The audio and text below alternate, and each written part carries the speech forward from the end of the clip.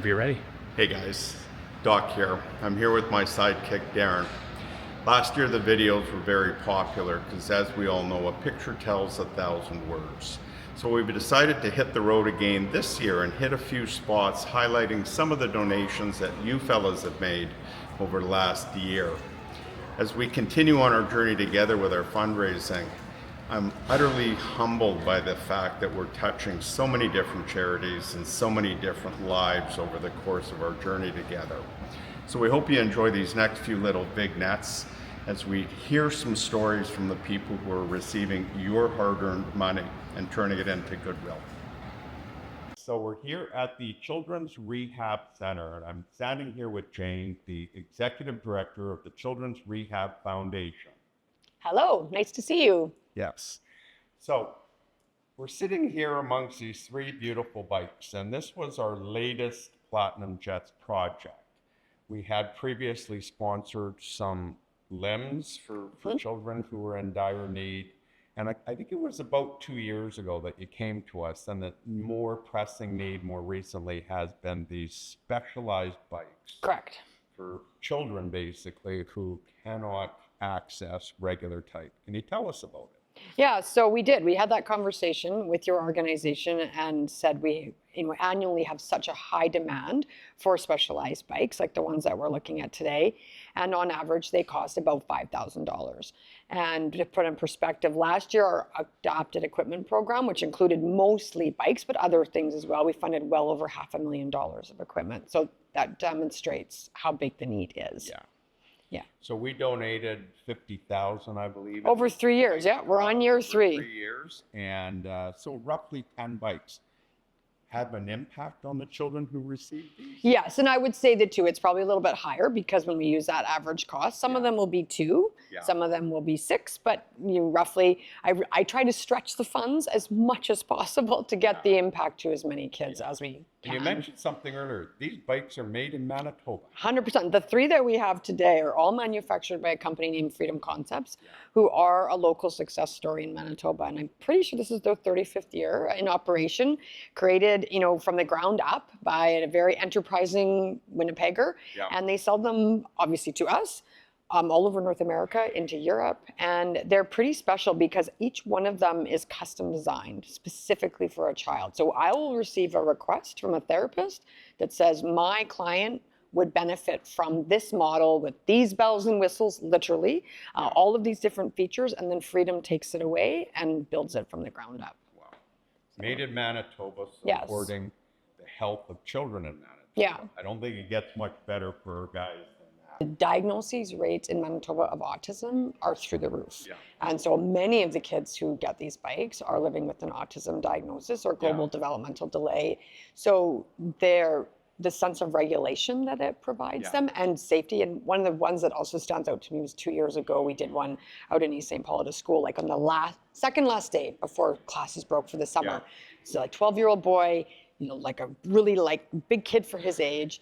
Grandparents are his primary custodians, and watching them try to handle him. Well, he got on this bike and he whipped around the school hallways, and what they turned to me and said, and to the funders who paid for it, was what a difference this was going to make in their lives for for the summer. I mean, and going forward, obviously, but just kind of like this look of relief, we have something he can do. It's an outlet. That one really stuck with me from a regulation standpoint, and watching him just go. And one thing is really neat. We don't have any kids with us today, but often we'll do presentations in schools, sometimes at homes, but mainly either in school settings or here. And if we present in this room that we just did a couple last week and the week before here, it's amazing to just see the child. And this could be a child as young as 2 up to 21, because that's what we service, get on this bike in front of us really for the first time, and either with support or not with that much help, sometimes take off. And they talk about them being discretionary, but in my role as ED and to the therapists and the families, these are the furthest thing from discretionary, because they're a huge part of anybody who's receiving them, their physical therapy, regime, basically, and treatment plan. First time in these children's lives that they've ever felt the freedom of riding a bicycle. Yeah. Something that the rest of us took for granted when we were 3, 4, 5. Exactly. On a tricycle, a bicycle, and going for a scoot.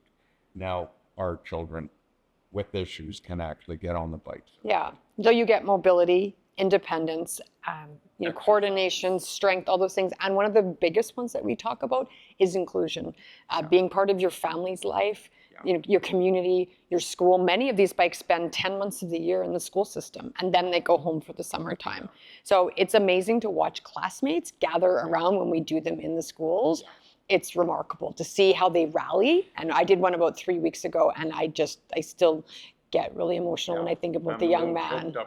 How he got it. All the kids were wearing Superman shirts, and how they view their peers, and getting to see them on this is pretty amazing. So Thank you. Well, thank you. Be a part of this. Well, we are so grateful, and this $50,000 investment over 3 years is massive in these families' lives. Another dynamite achievement for the boys in the Platinum Jets room. 100%. Okay, boys, so my partner Darren and I have rolled up the street here, and we've come from the Children's Rehab over to the Women's Health Center, attached to HSC on William Avenue here. We're going to go tour the Neonatal Intensive Care Unit, where recently the Platinum Jets have purchased a brand new neonatal incubator. These incubators are used to literally save the lives of premature and newborn babies that are unable to survive on their own. Unfortunately, we didn't have enough here at Children's Hospital, and as per usual, the Platinum Jets stepped up and purchased a unit for $55,000 to make sure that we can do our bit in helping out. Okay, so I'm going to tell you that NICU at HSC, we're a 50-bed neonatal intensive care unit. We're the highest level of care that any newborn that is born premature or with some complex medical issues, the babies come to us. Along with our partners at St. Boniface, we are the high-level NICU site. And with any kind of intensive care that we provide, it requires much equipment to make sure that we're keeping the baby safe, promoting the best environment that they can thrive in and have really positive outcomes. We have babies that are as young as 23 weeks gestation, and we have babies that are 40 plus weeks gestation. The baby Leo that you have kindly donated to us is one of our Cadillac and most preferred infant incubators in our unit right now.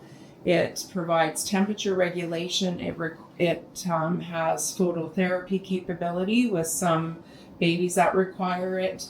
It has our, what everyone thinks, old school of an incubator where you're able to do the care through the portholes. But what's really important about this baby Leo as well is that we can lift this easily to get quick access to a baby in acute situations where they need more hands on deck. So these units basically are critical in saving the lives of prematurely born and newborn Yes, infants. these are our preferred devices. In fact, we are looking at trying to find some donors actually to create a shuttle service for this, so you're actually not pushing with actual manpower, if you will. But because there's been so much appreciation for the benefits of this device, this is imperative for us to provide care in these baby Leo incubators. And these incubators are used, I'm sure, 24/7, 365. Oh, yes, I can guarantee that. Yes.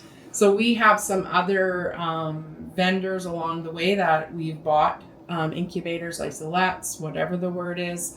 But this is definitely, I would tell you that out of our 52 babies today, we probably have about 30 of them in use right now. So this is the Cadillac most popular. This is the Cadillac. This is the Mercedes. This is the BMW version of the incubators that we have currently. And we are in the lovely young ones deserve. Yes, we are very proud to care for the most vulnerable babies in our province. Between our colleagues at St. Boniface and here at HSC, we have potentially 80 newborn preterm babies that we're caring for. So right now, today, in current state, we probably have close to 100 when you combine the ICU at St. Boniface, HSC, Brandon, as well as our Thompson colleagues and partners. We have probably just under 100 babies that require the neonatal special care.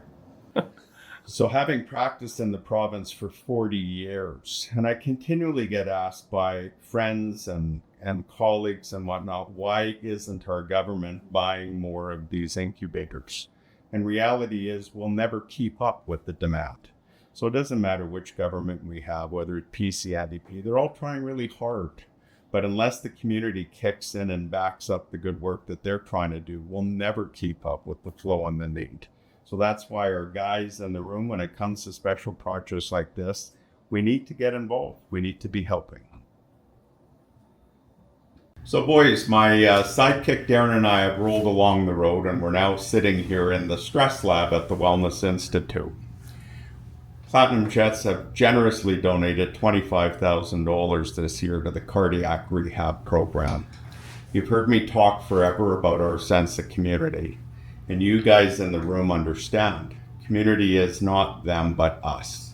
Community is our friends, our families, and our neighbors. Government in its wisdom shockingly cut my cardiac rehab budget by half, which affects a lot of you fellas in this room. And thankfully, you guys have stepped up with a significant donation to allow us to continue on with this great work.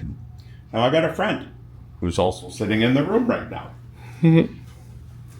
Gary, so you were doing great. You were enjoying retirement. Yes. Your physician, we're not going to name him, told you were doing great and everything was clear sailing. And suddenly and out of the blue in October 2023, an episode of crushing chest pain sends you into emergency. Yes. Shocking. Nearly. Followed very shortly thereafter by, I think it was quadruple bypass surgery. Correct.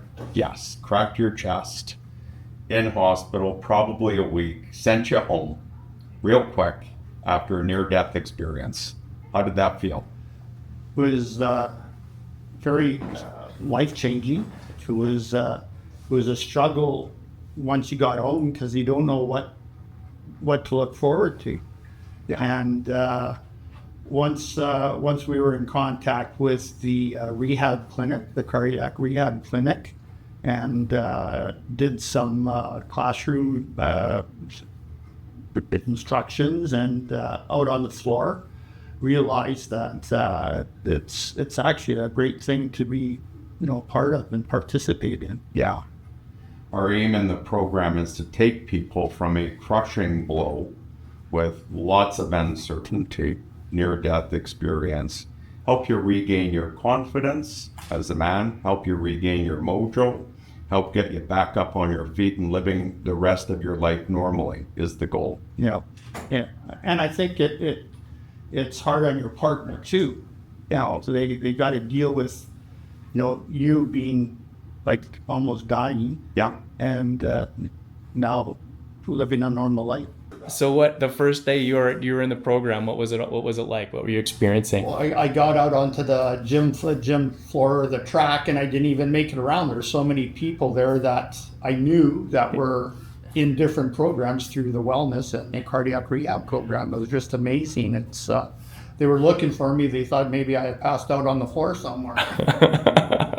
Yeah. And I do remember at the time when you first came in, I saw you in the clinic right after your bypass, and you were deconditioned. And I remembered seeing you about 3-4 months down the road when we were reviewing your cholesterol and whatnot. And you had swagger in yourself.